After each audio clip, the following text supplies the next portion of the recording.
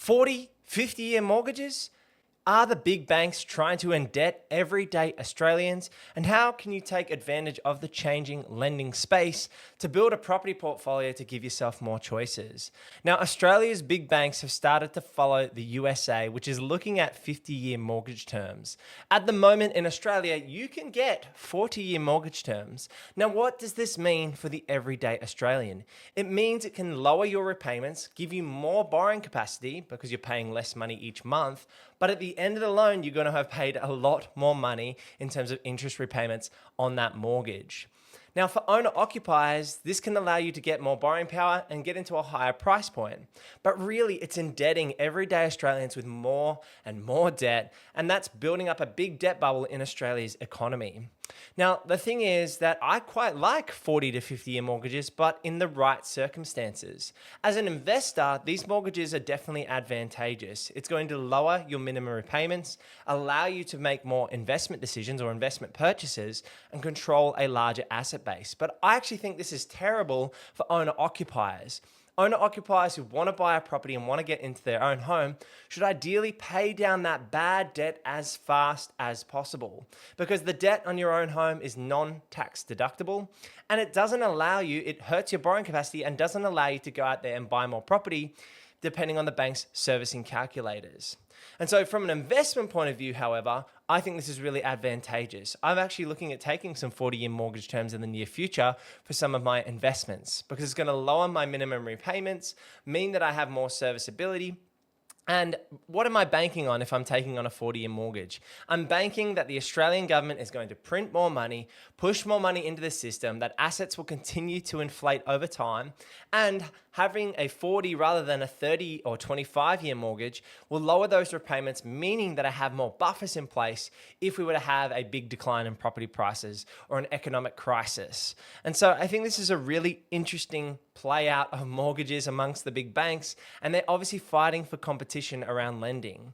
Now, what do you think? Do you think that 40 to 50-year mortgages are good for Australia's market? Personally, I don't think it's great. It's not really great for anyone, but if these systems are out here and we need to understand how the banks are offering new lending terms and lending policies, we need to understand how this plays into our own home decisions, and I think we need to understand how this plays out in terms of our investing decisions.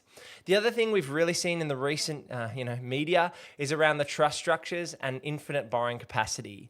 You've probably heard plenty by now, I won't go over it in detail, but you've probably heard plenty by now that Macquarie Bank has cracked down on their trust structure lending because they were basically taking in way too much service or way too many customers, and their books were getting out of whack in terms of the risk profile of taking on too many trust lending structures.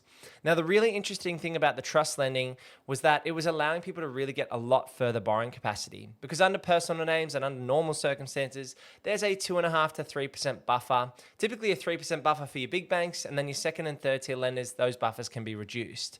Regardless, there was a 3% buffer in most cases when you were going to get your serviceability tested.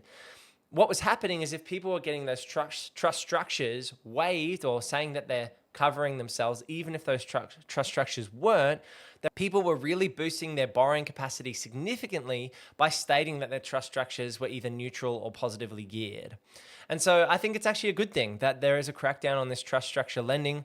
My personal opinion is that your portfolio and your investments should be evaluated on an entire basis. I'm not using the infinite trust structure borrowing capacity, but I have lots of trust structures. There's a different thing. There's asset protection for me. There is diversification or spreading of income.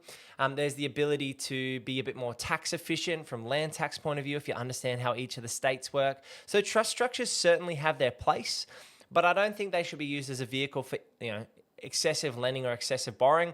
Really what's happening with my brokers at Cube Home Loans, Nevada, Matthews, who's the guy that I work with, those guys generally, when they're looking at my borrowing capacity, are looking at the full picture. They're looking at my total income, my total expenses, my total assets, and my total liabilities, and I'm getting assessed with the banks on the entire picture.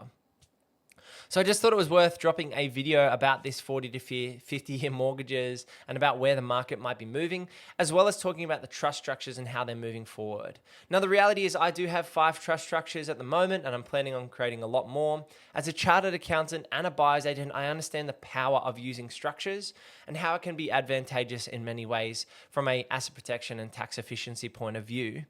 It's the same with the 40 to 50 year mortgages. You need to understand where the efficiencies are and where this might actually hurt you if you're going to be an owner occupier taking on bad debt for a longer and longer period of time. At the end of the day, I think you should be investing in assets and minimizing that owner occupied debt. That's why we're seeing the rent vesting strategy become so popular.